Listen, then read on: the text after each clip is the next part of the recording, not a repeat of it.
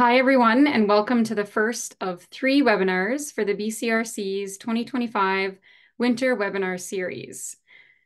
Today, we will focus on foot and mouth disease, Don't Be a Richard, where we will discuss why it is important to know about FMD, why you as a cattle producer should care, and why biosecurity is important on your farm. I am Kristen Thompson, and I will be your moderator this evening. We are happy to be able to put these webinars on through the Knowledge Dissemination and Technology Transfer Project funded by the Canadian Beef Cattle Checkoff and Canada's Beef Science Cluster. This webinar is also made possible through collaboration with Animal Health Canada. Before we get started, I'm going to go over a couple of housekeeping rules. You will be able to see and hear myself and our speakers, but we cannot see or hear you. We ask that if you do have any questions, please submit them as they come up through the Q&A tab at the bottom of your screen, and we will answer them at the Q&A session at the end of the webinar. Please do not use the chat function to ask questions of our speakers. This webinar is being recorded, and we will be sending out the recording to everyone that has registered in about 2 to 3 business days.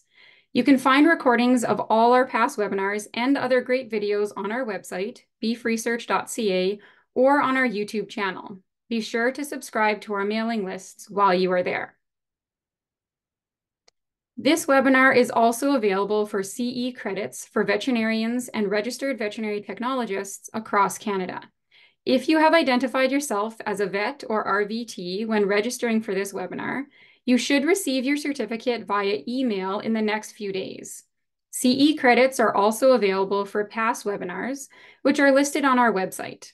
Credits can be obtained by watching the webinar recording and receiving 80% or higher on the associated quiz.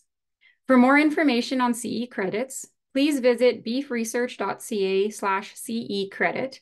This page provides details on how to receive credit for both live and recorded CE events and includes some frequently asked questions. If you have any further questions or have not received your certificate within a week of the live webinar or completion of the quiz, you can contact Dana Parker, whose contact information is on the screen. On beefresearch.ca, we have a number of resources available with information on foot and mouth disease. This includes a topic webpage, which has additional information on what you, the beef producer, needs to know to understand, respond, and prepare for FMD, as well as an animated video demonstrating how important following prevention and quarantine recommendations are for Canadian travelers. Stay tuned for additional resources to be released later this month, which have been made possible through collaboration with Animal Health Canada. To remain updated on these and other resources, subscribe to our mailing lists, while I will put a link into the chat. I would now like to invite Kemi with Animal Health Canada to provide a brief highlight of their current initiatives on FMD preparedness. Kemi will be around for the rest of the webinar as well and be available to answer any questions at the end along with our speakers. Kemi, if you're able to turn on your audio and video. All right.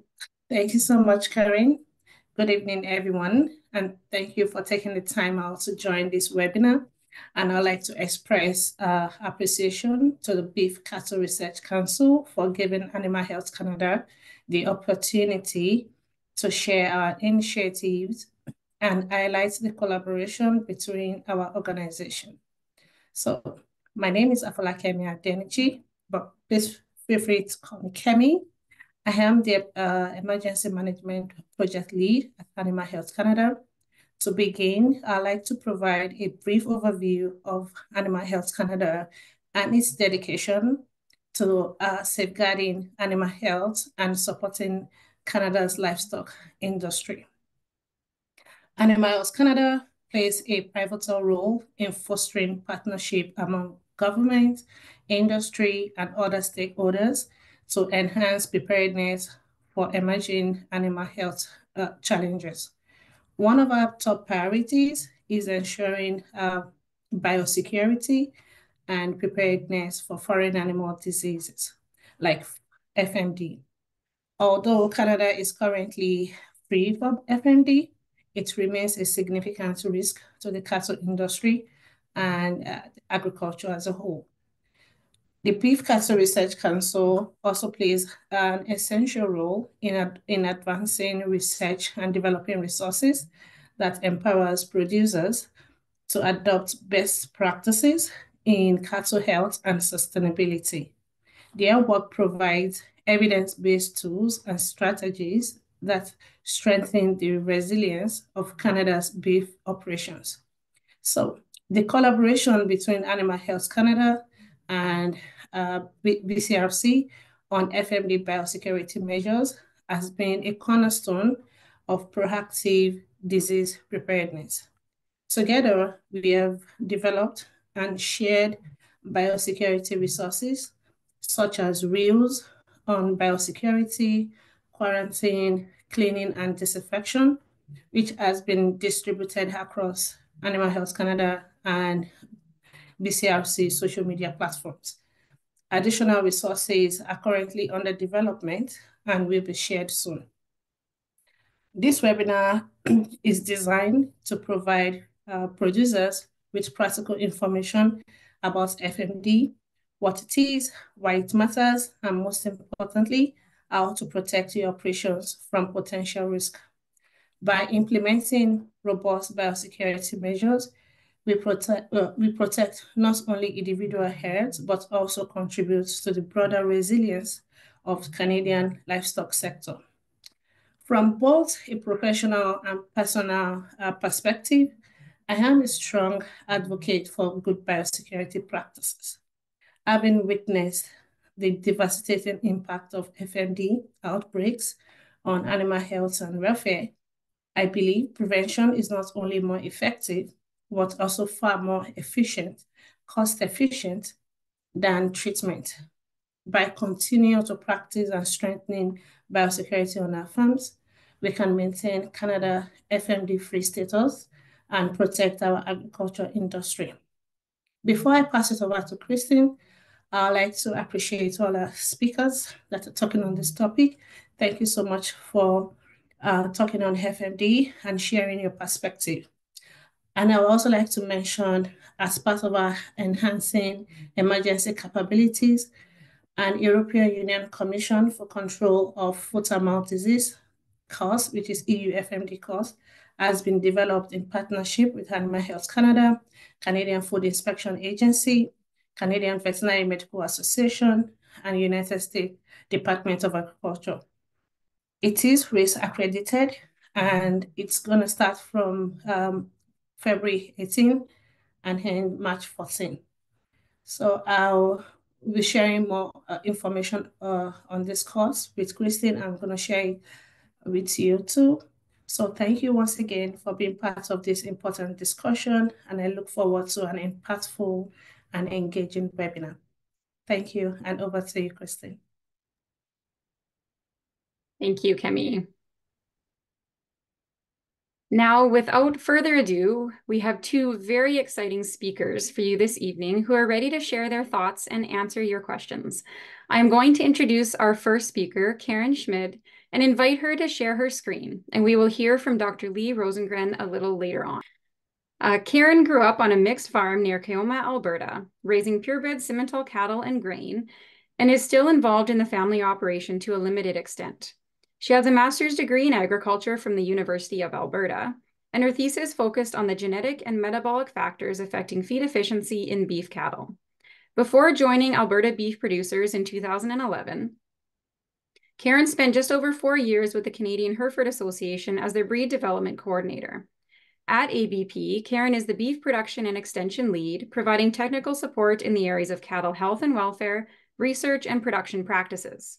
She works very closely with several industry and government organizations on issues of importance to the industry, and a large part of her job is translating science to producers and explaining producer needs to researchers and other stakeholders.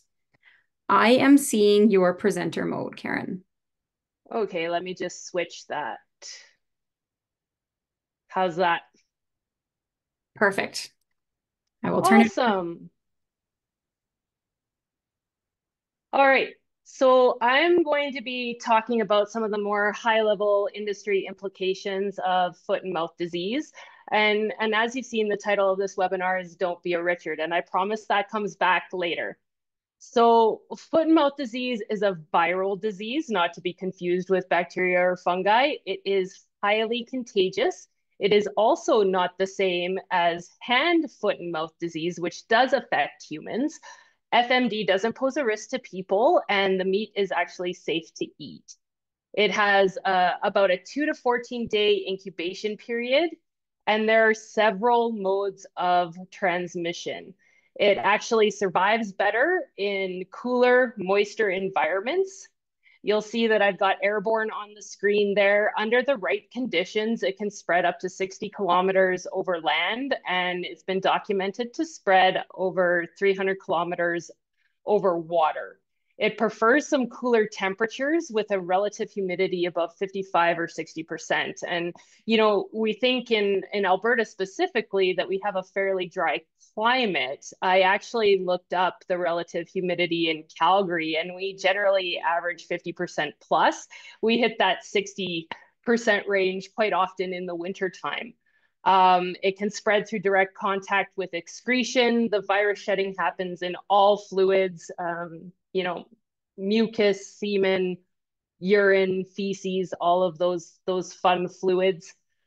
Mechanical transmission is an issue. It can be carried on people, equipment, vehicles, other animals, anything you can kind of think of. A little bit of a fun fact, people can carry FMD virus in their respiratory tract for a couple of days, and it can live on a chicken, of all things, for about 96 hours. Animals can also be infected by ingestion, so eating any material infected with the virus. And there are differences between species in shedding. So it affects these cloven hoofed animals. So we think about cattle, pigs, sheep, goats, bison, cervids like deer and elk, etc. Cattle are infected more easily through aerosol, so breathing in and out. Pigs are more commonly infected via ingestion. Sheep and goats hardly show any clinical signs, and pigs shed a highly significant more amount of the virus as they breathe in and out. So through the respiratory tract, it's about, I think, a 1,000 times more than cattle shed through breathing. So they can be a significant source of spread. When we're talking about foot and mouth disease, some symptoms to watch out for are a fever, decreased growth, milk production, animals off feed. Sometimes you'll see some abortions, drooling, and lameness, especially that forefoot lame. Morbidity, so illness in herds, nears 100% in naive animals, and there is no treatment. Mortality rates, so death loss, usually about 1 to 5% in mature animals, but it can really affect younger animals, an average about 20%. You'll often see unexplained death in very young calves. The biggest sign is really these lesions or these vesicles, these blisters that you'll see. And of course, if they get them on their mouth or on their udders or on their feet, that's where you get the drooling, the off feed, the lameness, reluctance to nurse. I have here the heart failure in young calves, which I already mentioned. Mature animals, I've got in quotes, recover. Many animals don't actually recover fully. There can be lasting impacts on growth, milk production, ability to thermoregulate under heat stress. Research has shown that about 50% of cattle can become carriers from 6 months to 3 years. This can happen if they're naturally infected or vaccinated, but it's really unclear right now if carriers are actually actively infectious. They may not be actually spreading the disease, even though they're carrying it. And it is a reportable disease, which means any cases or unusual symptoms need to be reported to CFIA immediately. There are 7 main types of foot and mouth disease, which we call serotypes. And each of those serotypes have several variation or topotypes. And this becomes important a little bit later on in the presentation. There are also several diseases that can look like foot and mouth disease. Some of these we have here in Canada. Some of them are other reportable diseases. I've highlighted here just some lesions that are associated with bovine viral diarrhea. And you could see how they might be mistaken for something that looks like foot and mouth disease.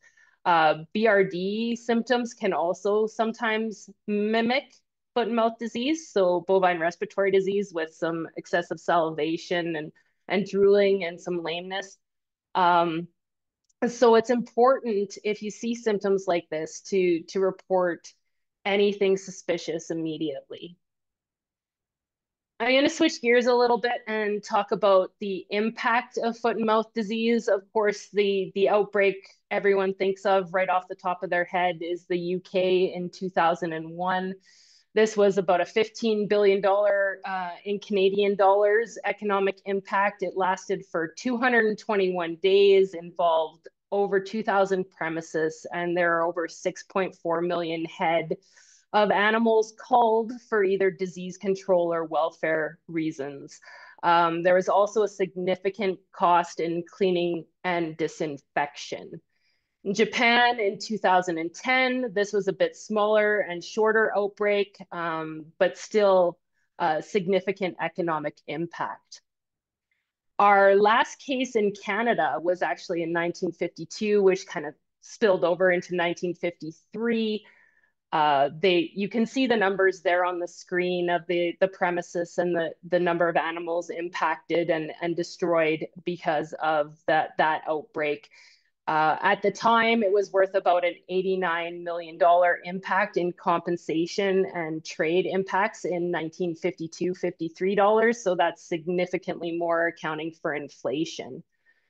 It has been estimated that in Canada, a large outbreak could cost us up to $65 billion. And there's a huge difference between a small, isolated outbreak and a large, widespread outbreak. The time to regain our free status has been estimated at anywhere between 6 and 18 months. And I would argue that 18 months may be optimistic in a very large outbreak situation. This is the current global situation for FMD. As you can see, there's some different colors, which may be a little bit hard to distinguish, but dark green are members and zones recognized as free from FMD without vaccination. That's the best trade status, and I'll speak to that a little bit later. The light green is the FMD with vaccination, free status, and red is a suspension of free status. And you'll see a big red spot in kind of the middle of Europe there, and that's Germany, which was just announced. And Leigh's going to talk about that a little bit later. The countries in gray that have no color don't have an official status for FMD, and those are countries generally where the disease is considered endemic. And in those endemic countries, the economic impact is estimated between 6.5 and 21 billion US dollars per year. So it has a significant economic impact in those countries, as well as in countries where it emerges. So this is an official status disease for the World Organization of Animal Health. As I mentioned, we are FMD free where vaccination is not practiced. And that is an important distinction because it essentially lets us trade everywhere. Other countries with different statuses have significant trade restrictions. Stamping out is the preferred method to deal with an outbreak if it appears here. And there's a few different ways that stamping out can happen. It essentially means that I might have skipped a slide. Hold on. There we go. Yeah, so we have stamping out. We have stamping out plus emergency vaccination to kill with disposing or slaughter. And we have stamping out with emergency vaccination to live. These times are minimum. So that 3 months is minimum times, and they generally refer to the required surveillance period after the last animals were disposed of on infected premises. Now, for vaccination to live, that has now been harmonized at WOA, but there will be extra testing and surveillance required to demonstrate a lack of infection and transmission. And that requires that the animals are actually under lifelong movement controls. So they have to be identified for the entirety of their life. So that is a really larger policy piece with producer level ramifications if that's the way that Canada chose to manage a very large outbreak, because it would require a lot of resourcing. And I'd just like to point out that just because freedom is declared at the World Organization for Animal Health does not mean countries automatically start lining up to trade. In Australia, a modeling analysis indicated that beef would only achieve about 80% of their previous market share 10 years later. In Argentina, in 2006, several countries accepted beef from foot and mouth free zones relatively quickly, but these were not generally the high value export markets that Canada currently enjoys. So in terms of what we would do if FMD showed up here, our goal is to return to freedom without vaccination as soon as possible, which means that an emergency response may not be applied uniformly across all premises and conditions. If we have a suspicion of the disease, are there some voluntary measures that we could take? There's a lot of talk right now about how an industry-led stop movement request would work. Some provinces like Alberta have the authority provincially to stop movement on suspicion while we wait for confirmation of the disease, but that would require producer buy-in. CFIA cannot legally stop movement until a primary control zone is in place, which is expected to take at least 72 hours. So there's a period of time there while we're waiting for confirmation of the disease and while we're waiting for the initial investigation to occur, when we really need animals to stay where they are. And that's an important thing for producers to realize. Upon confirmation, there's movement controls 3 and 10 kilometers around infected premises. And we're going to be doing a lot of tracing, and that's animals, people, and things, all movements of those items for ideally 28 days, which is 2 incubation periods. And then we'll move into control, eradication, and surveillance, which actually encompasses a lot of activities, including vaccination, should we choose to deploy it, depopulation and disposal on infected premises, cleaning and disinfection, restocking and surveillance. And there's actually multiple types of surveillance. There's outbreak surveillance to determine spread. There's containment zone surveillance of about 28 days to ensure that we have no cases in our free zone.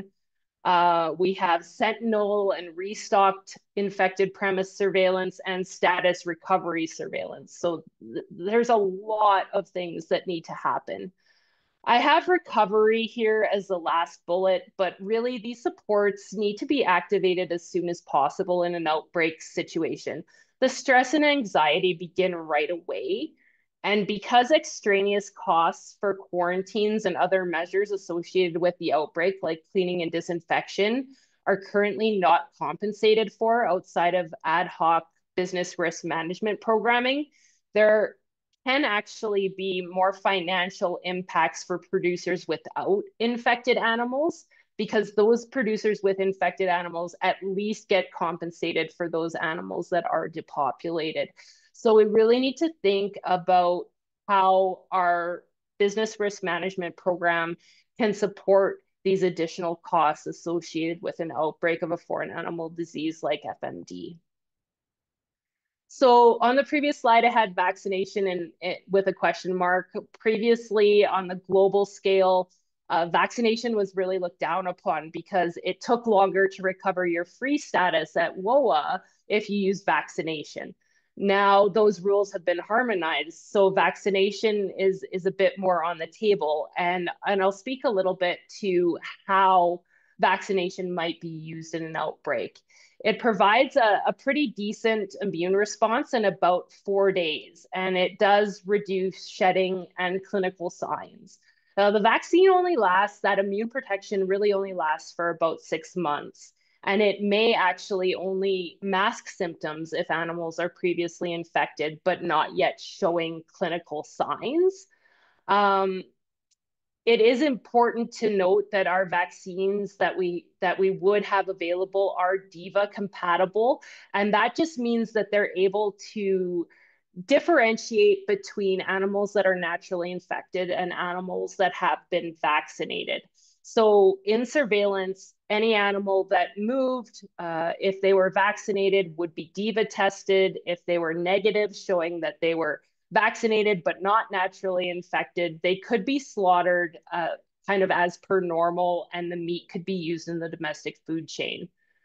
Now, vaccination really just buys us time. It's only one tool in our toolbox because ideally we want to depopulate infected premises within 24 or 48 hours. And this may not be realistic on large operations. The decision must be made early, and it's a difficult one. There are a lot of pros and cons. It's really, as I said, only one tool in the toolbox to slow down the spread. It needs to be strain matched. This is where our vaccine bank comes into play. You may have heard about the $57.5 million over 5 years, which industry worked really, really hard to get. This allows for a vaccine to be manufactured in 7 to 10 days versus 14 weeks if you don't have a matching strain in your vaccine bank. So it really allows for that to happen a lot faster. And this is a really important step in terms of our preparedness, because one of the important things about FMD, and you'll recall I said there are 7 different serotypes and all of those have different topotypes. Vaccination needs to be matched to the specific strain because there is very, very little cross protection. So if animals become infected with one strain, they can easily be infected with another. And same if they're vaccinated for one strain, they can become infected with another. Density, spread and scale, and the time it takes us to depopulate infected premises are the main factors which will influence the decision about whether or not to vaccinate. I already mentioned strain match. There is a 21-day withdrawal on this vaccine, and it's been shown that in large outbreaks, it can reduce those large outbreaks by about half. This is a graph from Japan that actually shows they didn't really get a handle on their FMD outbreak until they started to vaccinate. You can see the line just creep up with the animals in the queue to be depopulated. They were taking an average of 11 days to depopulate infected premises. But once they start to vaccinate, they managed to buy enough time that they could reduce the amount of animals that they needed to depopulate. However, in small outbreaks, the use of vaccination often extends the time of the outbreak because it diverts resources from other disease control measures. So you're probably wondering, well, how could FMD get here in the first place? And this is Karin's interpretation, so take it with a grain of salt. I've got the airborne route right now. I would call that a low risk. We have no nearby locations with infection. Animal to animal, I'm calling low as well because importation from countries with foot and mouth disease is not permitted. And even if there was an outbreak like we see in Germany right now, quarantines are required on both ends of that process. And the quarantines are long enough that you would start to see clinical signs during that quarantine process. I've got importation of genetics, feed, and legal importation of meat products. We have protocols in place for all of those. I have asterisks beside feed. FMD can survive in all sorts of different feed products for sometimes a significant period of time. This is where actually African swine fever might be doing us a favor because a lot of the countries that have issues with foot and mouth disease right now also have issues with African swine fever, and we are not importing feed from any of those countries. Facility escape, the only lab that can deal with foot and mouth disease of any sort in Canada is in Winnipeg, and it is a biosecurity level 4 lab, which has very strict controls. Now I'm going to switch to the more concerning methods of introduction. International travel. Kristen mentioned that in the intro, and I'm going to touch on it a little bit later. Again, I also have temporary foreign workers. I would call this kind of a medium risk.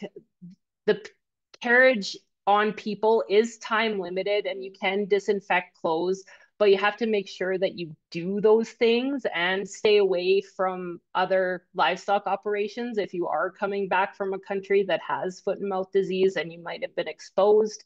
So we're relying on kind of our border controls and people doing the right thing in this instance. About 2/3 of outbreaks, when the source could be determined or best guess prior to 1994, were from meat products imported illegally or people not understanding what they can bring into the country.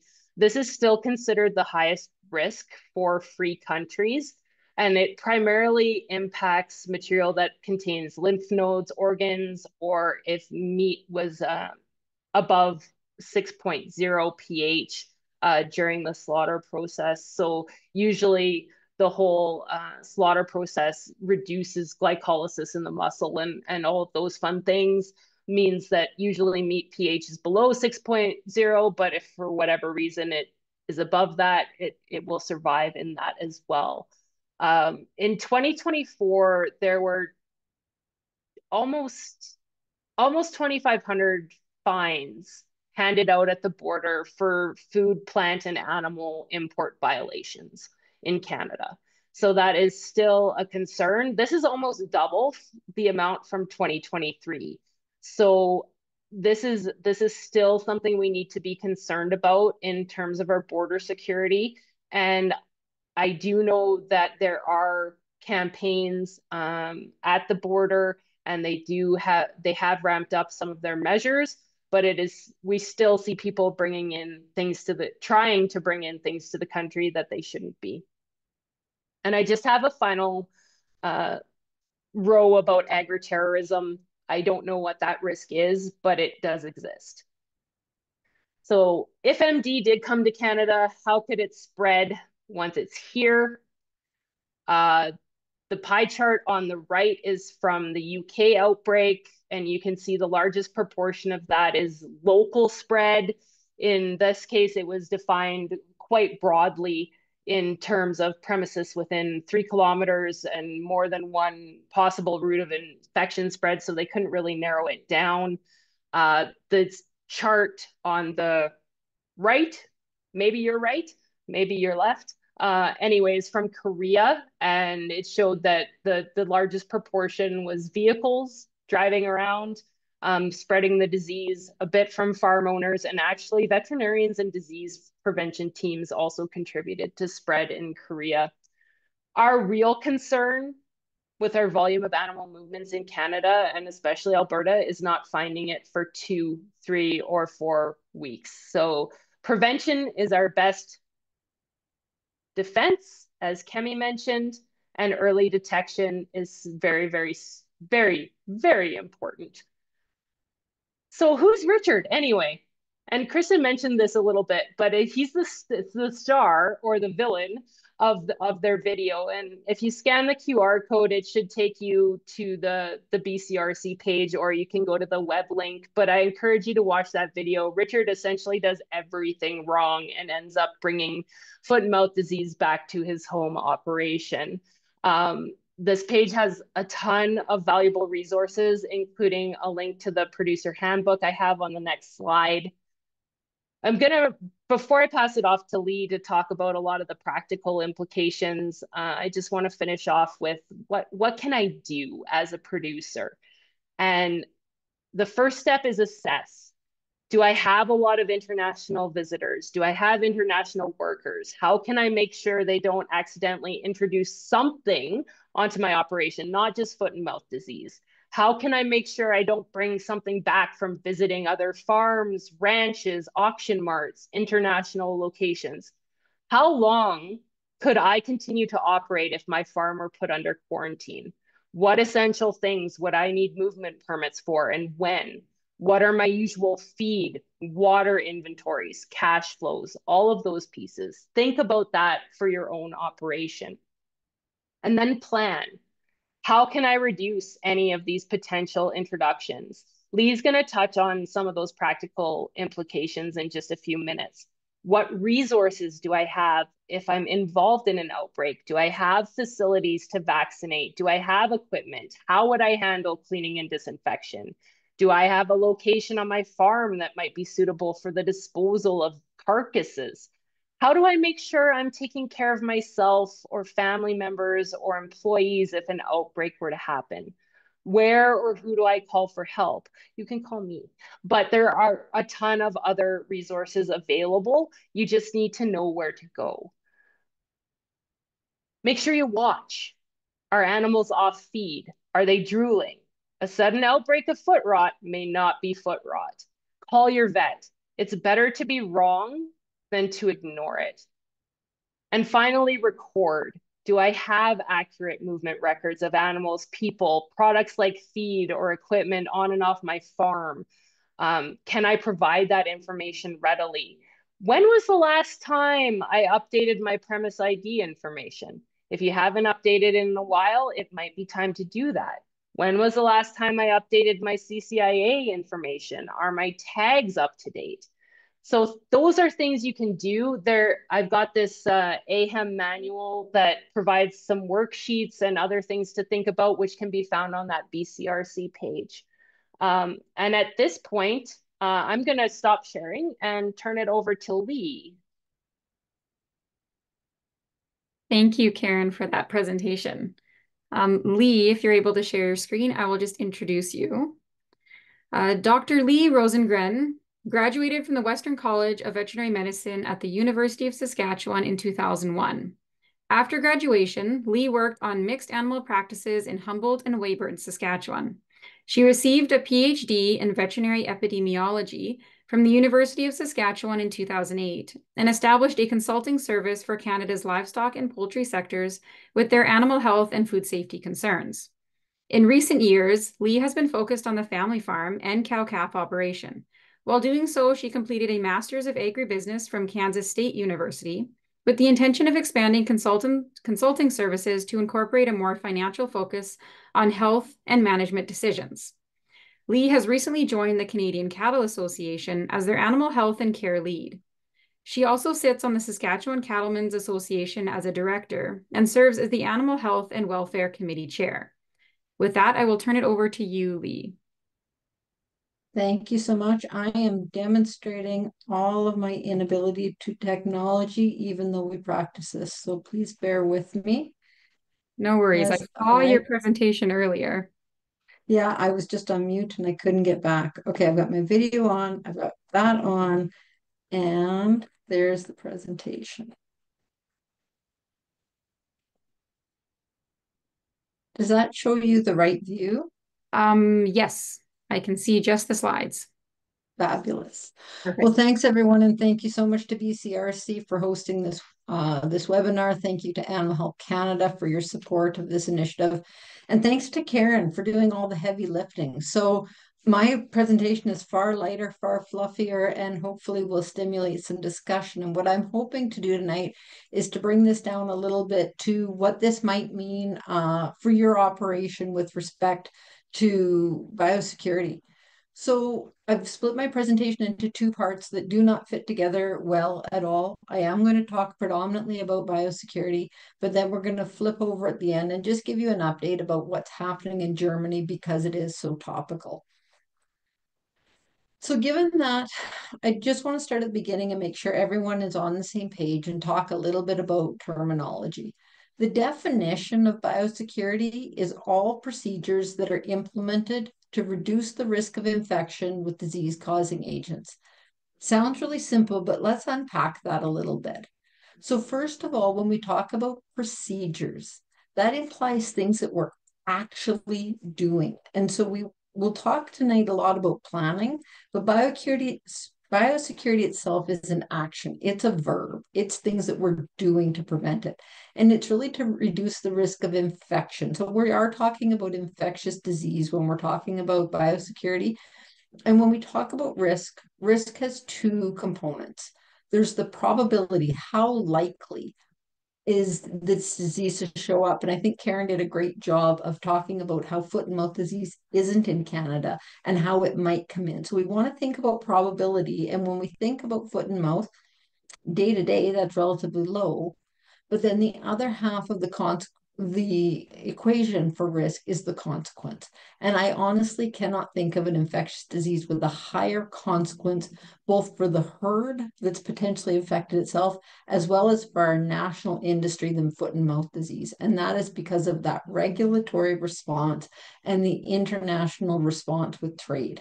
So we're going to be looking at biosecurity from this perspective of risk and thinking about probability and consequence. In my mind, and I fully admit to having changed my opinion on this over the years, I now think of biosecurity on a risk continuum. So remember I said it's these practices that we actually implement.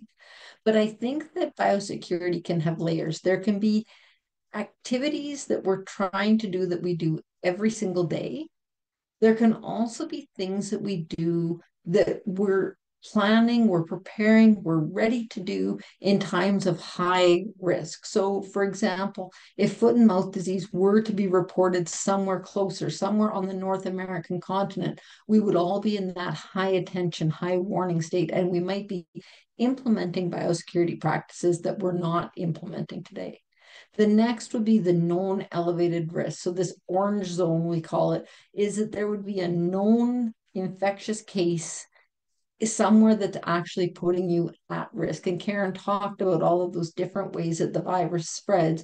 So somewhere potentially close by or in a contact, a business contact, somebody you work with. And then lastly, when we talk about it, there's this red level, which is infected premises. And in this case, we're really talking about biosecurity for reportable diseases, for regulated diseases, in which CFIA would be the ones dictating the protocols, the practices, and probably overseeing the implementation. So today, what we're going to focus on in this presentation isn't so much the day-to-day. I think there's a lot of fabulous biosecurity resources out there, and I don't want to mix this up with the types of things that we're talking about with respect to regular calving seasons, etc. And we're definitely not talking about those infected premises, those reds. We're talking about the oranges and the reds today. This little pyramid of paper people has a couple of symbols for me. Number one, it's a little bit of a house of cards, and biosecurity can be like that. We need to make sure that it's built on a strong foundation and not an upside down pyramid like this. But it also made me think about that biosecurity can have many different layers. So first and foremost, biosecurity are those protocols that you sit down and you think about. And so when Karin ended her presentation, she talked about pulling out those AHEM manuals to go through some planning, some thinking about things. That's at that protocol level. What are our risks? What would we do? The next level of biosecurity is really structural. And by structural, I mean like physical infrastructure.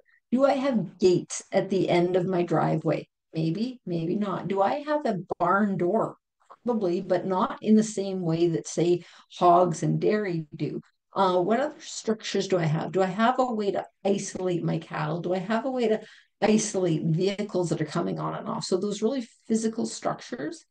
The next one is the practices, and the practices are what take those protocols, those structures, and the operational realities and put them together in what you do every day to protect the health of your cattle.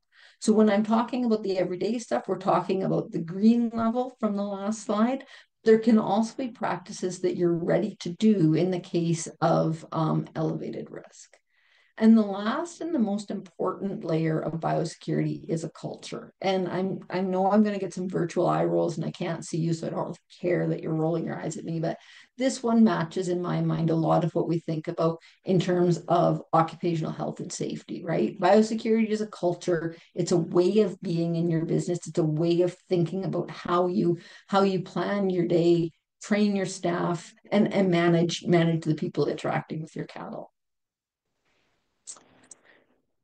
So that aside, the actual realities of this plan that Karin has alluded to really have 4 pillars. We're going to run through them. There's animal health, there's animal movements, there's people, vehicles, and equipment and tools, which we sort of lump under this bucket that we call Fomites.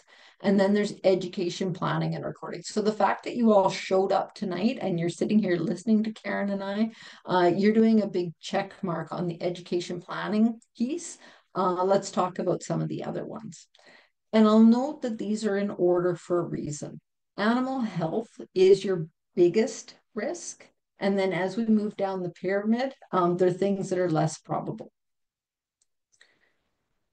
So we talked about the green, the orange, and the red. And what I just want to point out is just ways of thinking about biosecurity as opposed to actual things on your operation.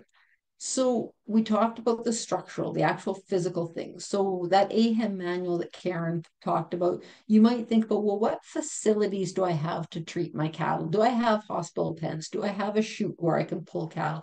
What have I got? That would be your structural piece of your day-to-day. And then you might think about that in terms of if you were high risk, could I set up temporary hospital pens if I needed?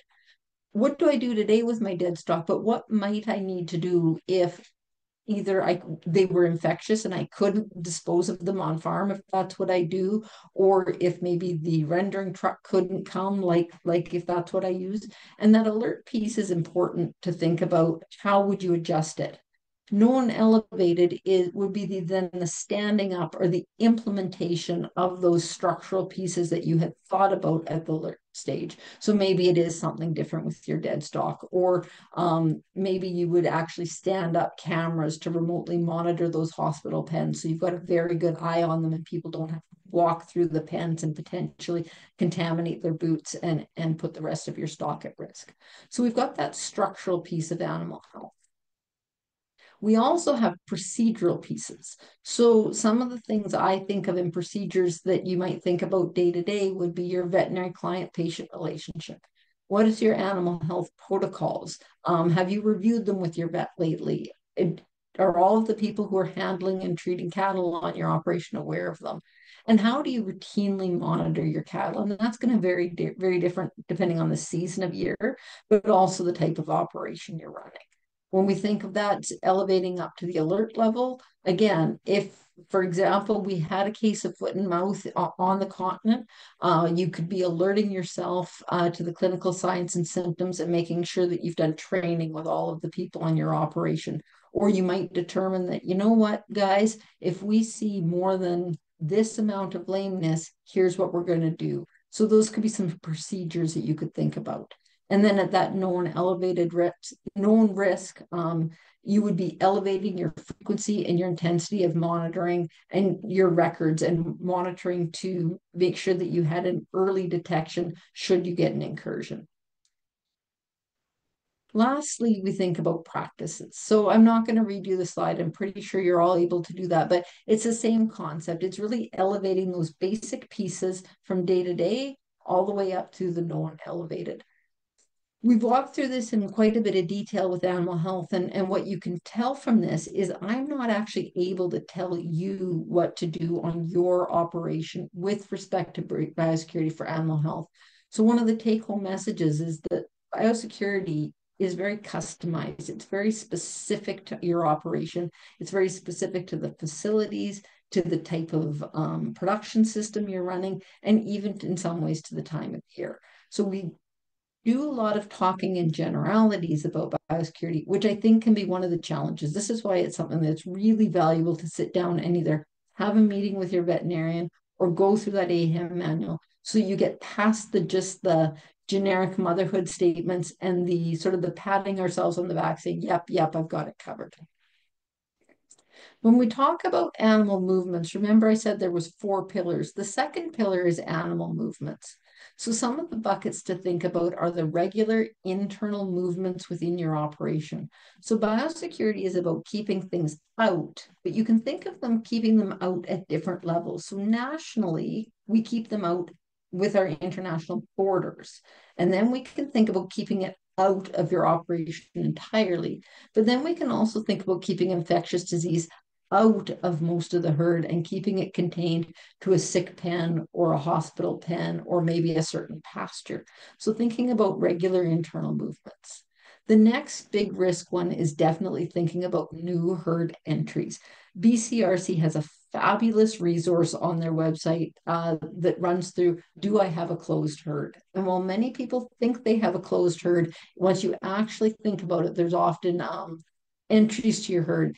And beef producers in general don't have a lot of quarantine or isolation set up. So it is certainly something to think about, particularly for high value animals in the green or the peacetime, and also how you might do this in a case of elevated risk. Commingled cattle are always a risk factor. So when we think about commingling, we might think about regular commingling, like a community pasture or somewhere where you've got a group of neighbors where those cattle have regular contact, but it's the same animals. Or you might think of commingling, say at a fair or a show where it's different people. Or am I purchasing in commingled animals that have come through an auction situation and I really don't have any knowledge of what they may or may not have been exposed to?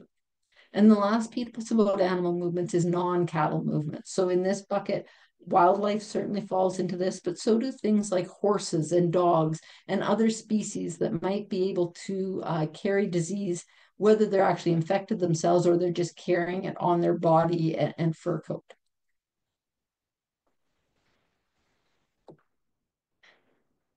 I would be remiss when we're talking about animal movements to not mention traceability. So we currently in Canada have a regulated traceability system through the Health of Animals Act that's managed by the Canadian Food Inspection Agency, or the CFIA. And it, from an animal identification perspective, it really is a bookend system. So the tags are applied before the animal leaves their farm of origin. We've sort of got a birth for one end of the book, and then the tags are retired when animals either die or are exported. But what we don't know is very much of the information about the animal in between those two. So we are anticipating new traceability regulations coming out potentially as soon as May 2025. The animal identification requirements will remain, but they will be adding in a premises identification. So where is the animal, and move in reporting. Additionally, they'll have shorter reporting timelines. Currently, you have about 30 days to report for most things, and that will be reduced down to 7. The reason for that shorter reporting timeline is specifically foot and mouth disease. 30 days is simply too long. It does not give us any ability, as Karin alluded to get our arms around where infected animals could possibly have moved since they were infected. The last piece is it expands the species to all species which are potentially susceptible to foot and mouth disease, including sheep, goats, and cervids, in addition to pork and cattle. And so we'll really have an all-encompassing system. I know there's always reluctance when we see additional government regulation, but this enhanced traceability system really has been designed to ensure that we would be able to rapidly respond in an effective manner to a foot and mouth disease incursion. Going back to those pillars, we've talked about animal health. We've talked about animal movements. The third pillar is this big bucket that I've called Fomites. So we want to think in this one about people, about vehicles, and about equipment. When we think about people, we want to think, when I think internal, those are the people that are on your operation and interacting with the animals on a regular basis. So that might be family, that might simply be yourself, it might be staff. When we think about external, we want to think about who are those service providers that come onto the farm. Some of the service providers, like maybe your electrician, doesn't have direct contact with cattle. Some of your service providers, like your veterinarian or your nutritionist, probably do. Other external people we want to think about are visitors. Maybe it's your great aunt Sally from Montreal, but maybe it's a tour bus of people from Germany. And at this point in time, CCA is recommending that producers not host international tours until we have a good handle on where foot and mouth disease is in Europe.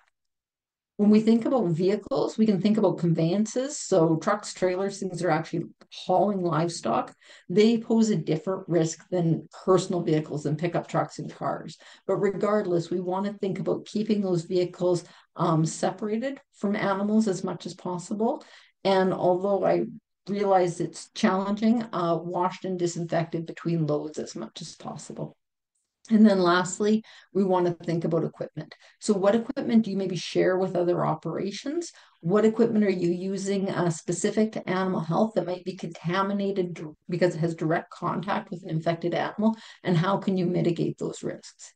And again, I've got this just shown as the green, but it's that same concept. Think about this in terms of green, about the high alert stage. How would you plan and prepare if suddenly someone told you there was foot and mouth disease on the continent? How would you stand up a protocol if it was in your neighborhood? And also thinking about the procedures, the structures, and the protocols. So not trying to drown you in details, but one of the messages is you can go as many layers deep in a biosecurity plan as you like. There's always more and more that you could add, but covering off some of these basics is invaluable. I bring up the high path AI situation in dairy cattle in the United States simply because when they did an epidemiological investigation to try and understand how this was spreading, it's shocking. Most of the herds, even despite knowing what was going on and knowing it was in neighboring herds, it was spreading because they were sharing staff, because they were sharing equipment. Maybe their brother-in-law was down the road and we share a front end loader. Most of the routes of spread were all of the things I've just talked about. So I think sometimes it's easy to be complacent and say, yeah, I know, quit preaching at me. And yet in an instant like this, where there was a new and emerging disease in their state, even then, people did not necessarily choose to change practices to protect the risk of to protect the health of their cattle. So it's an interesting reminder in human behavior and also in the need that we need to talk about biosecurity more as a sector. Planning and preparedness, the last pillar. So I think Karin did a great job of this, as did Kristen and Kemi at the beginning. But VBP Plus has excellent producer resources on their website. They've got sample records and templates. They've got a producer reference manual. BCRC has the excellent FMD landing page. Go watch, don't be a Richard. Canadian Food Inspection Agency has the National Beef On-Farm Biosecurity Standard. It's a bit dry, but it's incredibly comprehensive.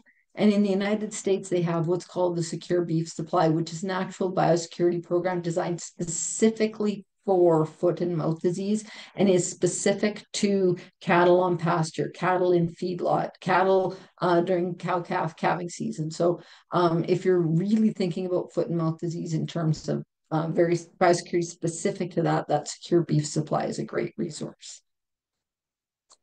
Okay, so apples and oranges, quick turn of pace. We'll talk about what's going on in Germany, and then we'll turn it back to Kristen to moderate some Q&A. There was an outbreak reported on Friday, January 10th, so just a handful of days ago in water buffalo.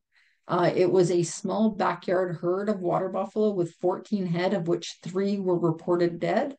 It was determined that those animals were indeed infected with foot and mouth disease, and Germany immediately responded. Karin alluded to the fact that there's many different serotypes, 7 serotypes. These are the O serotype, and they have matched the strain and confirmed that it does match strains in their vaccine bank. So should Germany need to vaccinate, they will be able to develop adequate amounts of vaccine very rapidly. Germany has not had a reported case since 1988, so this is over 40 some years, and the last reported case in Europe was in Bulgaria, which is ongoing. So where did it come from? nobody's quite sure. I've thrown a map up here just to remind us all with the borders of Germany. Turkey does have, so Bulgaria is down here in the bottom corner. Turkey does have ongoing outbreaks, and so it's probably one of the closer areas where it's actually happening. But of course, there's several countries between Turkey and Germany. So at this point, we don't know how it's gotten into the country. The herd of water buffalo itself is located just outside of Berlin, so a fairly suburban area. Not a lot of cattle in that area, fortunately, but there is a lot of wildlife that is definitely going to be holding our attention. So I think we do have to compliment our German counterparts. The response has been swift and effective. They did immediately report it to the World Organization for Animal Health, and that came out almost instantaneously. They have reported that the remaining animals in the herd have been ordered depopulated, and they have been killed.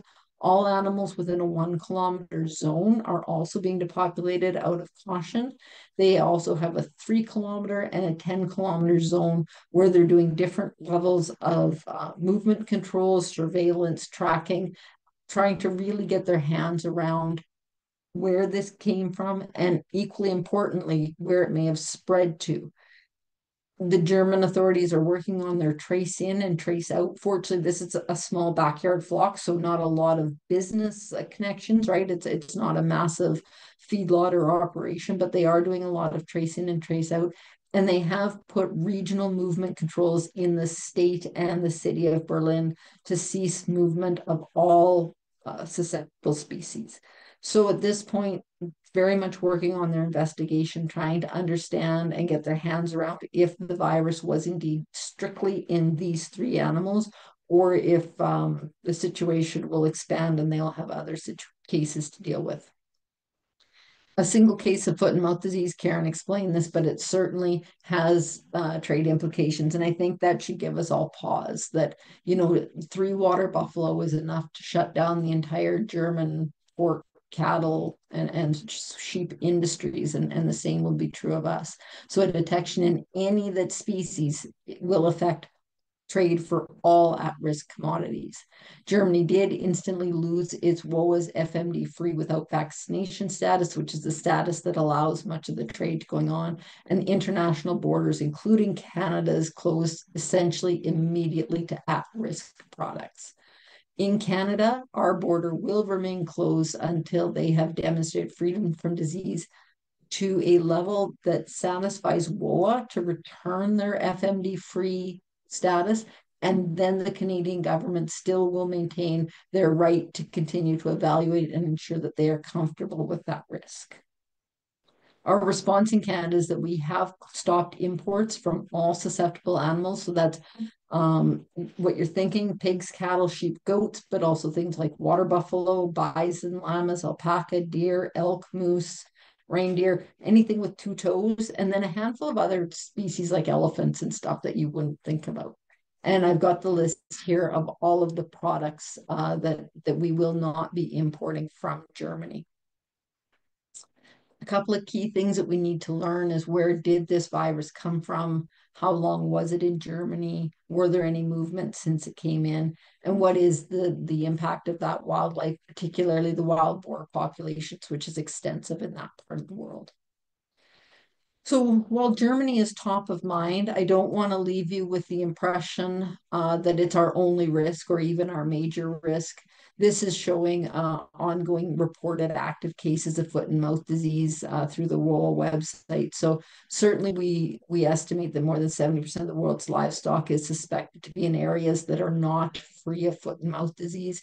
And so certainly vigilance is our responsibility for everyone in our industry all day. And with that, Kristen, thank you so much. I will stop sharing and I will hand it over to you.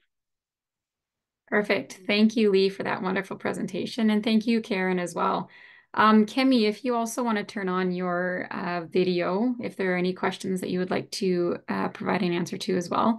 We will spend the next 10 minutes or so answering a few of the questions that have come in. To start off, we've got a question regarding whether So with FMD affecting multiple species, would mixed species farms or facilities be considered more at risk as opposed to a single species farm or facility? How do you want to handle this? Is this like Jeopardy, where we're the fastest one to the button? Or Karen, I'll let you run with this one. Well, in terms of individual species susceptibility, there's not a whole lot of difference. I would say that sometimes these multi-species facilities have more separated areas on their farms that don't interact. Sometimes that's not the case. I think putting a risk level on that is difficult because it is such a multi-species disease. Leigh, do you want to weigh in too? I'm struggling a little bit with this one because I don't want to say it's a higher risk. Well, I think they're a higher risk because they have more points of entry, right? And so if you've got multiple species, now you've got multiple feed trucks, you just automatically have that many more contacts.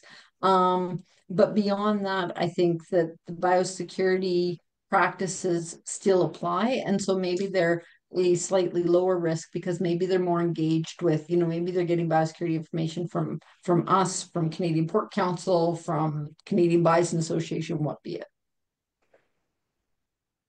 If I could weigh in a bit, I'm going to talk based on my personal experience. I haven't seen an FMD outbreak before. So I think, yes, multi-species, mixed species farms are generally considered to be more at risk of FMD because of the increased transmission risk. Pigs are known to be amplifiers, and cattle do show clinical signs, and sheep and goats usually have like mild asymptomatic, but they still spread the virus. So yeah, so the presence of multi-species creates more opportunities for cross-species transmission. Yeah. Fantastic, thank you. We've got another question here regarding biosecurity practices. So if you want to answer this one, Leigh, it's surrounding communal grazing systems and how producers can, or what biosecurity protocols they can implement in those situations. And I also want to tag on to that, and you had briefly mentioned it in your presentation about wildlife contact. Our beef producers, our beef cattle have lots of contact with wildlife. They're grazed extensively during summer and winter. What protocols can producers do in those situations as well? Yeah, thanks for that. So communal grazing, I see Dr. Jansen's got a question here on how common they are. I know they're still very common out in Western Canada. My understanding is that they are less common in Eastern Canada. So it's obviously regionally specific. What biosecurity practices can we put in with communal grazing? Well, it's funny. We do lots of things. When we think of that green, orange, red, we're requiring vaccination for endemic diseases. We're requiring trick testing for most community pastures. So we do have things for biosecurity. What can they do for foot and mouth disease? I think the most important thing is the records piece, the traceability. So in the new traceability regulations, this is one of the exceptions. The pasture does not report. Instead, it is the producer that reports animals to and from. And, we've seen producers be caught up in things like tuberculosis investigations, where if they really knew which cows had gone to and from the community pasture, it affected the investigation. So good records with respect to communal grazing. To your point about wildlife, again, this webinar is a bit tricky. In my mind, I don't think we're going to invest any economic resources in preventing contact with wildlife and cattle today, specifically because of foot and mouth disease. But certainly the hog industry is incredibly worried about wild hogs and African swine fever and is investing resources to keep them separate. We do see in some areas where we've got extensive elk and moose contact with bale yards, people fencing them out. Now that's an economic reality to protect your feed from them, but that's also a piece of biosecurity for contamination of your feed. So I think specific to foot and mouth disease, that's more of that thinking, the planning, preparedness, what kind of fencing or systems could you use? And right now, day to day, you need to think what makes economic sense given the endemic diseases, not that TB or brucellosis is endemic, but endemic or foreseeable diseases that we have in Canada.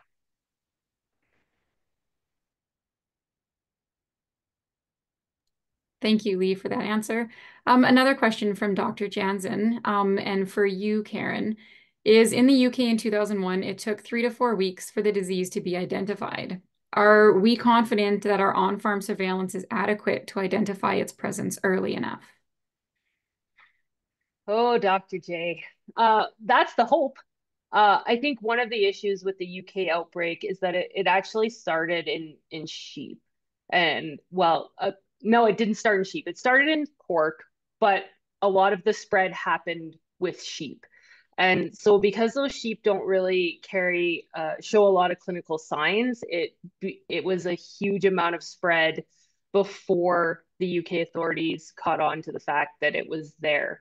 Part of the reason for this webinar, part of the reason for all the work Animal Health Canada is doing with their FMD course is to try and raise awareness that if we're seeing anything suspicious, to report it. It's better to be wrong in this case. So I think right now I'm seeing way more momentum in terms of interest, awareness, and engagement on this issue than I have ever seen. I think that as long as people are vigilant, I have hope that we can catch it early. Thank you. We'll answer a couple more questions here before we close out. Another one here is there natural immunity from one or all 7 of the serotypes? For example, once an animal is infected, will that provide short or long-term immunity? So with the serotypes, they will have immunity to the strain that they were infected with for a period of time. But that doesn't provide any other protection against any other strain. Does that make sense? Was I clear enough there? Yep, I think so. On the virus and virus spread, how far can an aerosol form of FMD virus be carried by prevailing winds? And do we know the answer? In perfect conditions, 60 kilometers over land, 300 kilometers over water. Now that is absolutely perfect conditions for FMD spread, generally speaking. In practice, the reason why one of those surveillance zones is 10 kilometers is because that's what generally happens with the aerosol spread. If we're going to see it, it will be in a more localized region, but it can spread much further if conditions are exactly perfect. The next question is for you, Leigh. Will shorter animal reporting times apply to all operations, and how soon will sheep and goats be required to have CCI tags before leaving the herd of origin? So yeah, the shorter reporting times certainly do apply to all herds, and that is across all of the regulated species. And the expanded species being incorporated, which is the cervids and the goats, that will come into force when the full regulatory package comes into force. So our understanding is that CG2 could come out as early as May 2025. And then there's a 1-year coming into force period for everyone to get their minds wrapped around these new regulations, after which point they'll be fully enforced, potentially with penalties. Okay, thank you. We'll do 2 more questions. Is FMD more concerning to trade in biosecurity than BSE? I want this one. Okay, go ahead. Sorry, Leigh. Yes. And the reason I say that is because BSE is not transmissible animal to animal. FMD is. So it has the capability to spread much farther, much more quickly than BSE does. Honestly, and I know this is going to sound like Karin's just waving a scary flag at you, but FMD makes BSE look like a walk in the park in terms of disease control efforts. Anything to add, Leigh? No, other than they're very different diseases. BSE is a very slow moving disease. And so the challenge with it is figuring out where animals were many, many years ago. And the controls have been largely through our feed system. FMD is a rapidly moving infectious disease. So frankly, the only thing they have in common is that they're reportable. But from a trade perspective, FMD would be certainly more dramatic. Yeah, if I could weigh in a little bit on that. I mean, you've said it all, but probably just to mention and to be very clear, FMD affects multiple species, as we've been saying, cattle, pigs, sheep, goats, cervix, all cloven hoofed. But BCE is primarily affects cattle. So I think that is where one of the differences to come in. Yeah, thanks. Last question here. So Leigh, in your presentation, you mentioned bale yards. Is there feed tests that can be done to see if the feed is infected? And producers who have to buy their feed, how much risk are they at? Infected with FMD? So I would presume, I'm going on a limb here, I don't know this, I would presume that a PCR test could still be done accurately on feed. But honestly, I think we are thinking about this as a disease where we are worried about infected animals, and the infected animal movement is by far the biggest risk. So I don't want to imply to anybody that they need to be concerned about testing their feed for foot and mouth disease. The primary activity that we're trying to communicate is the watching for that clinical signs and not being afraid to call your veterinarian and report it. To Karen's point, be wrong, make that phone call. If we got that message out, that would mitigate much of the risk. Perfect. Thank you. I think we will end it there. Thank you again to our incredible speakers, and thank you all for spending the evening with us. Again, the webinar recording will be mailed out or emailed out to everyone within the next couple of days. And our next webinar is being held on February 12th, which again will focus on foot and mouth disease, but from a veterinary perspective and what veterinary teams need to be aware of. You are automatically registered for that webinar if you have registered for this one. So again, thank you and have a good night, everyone.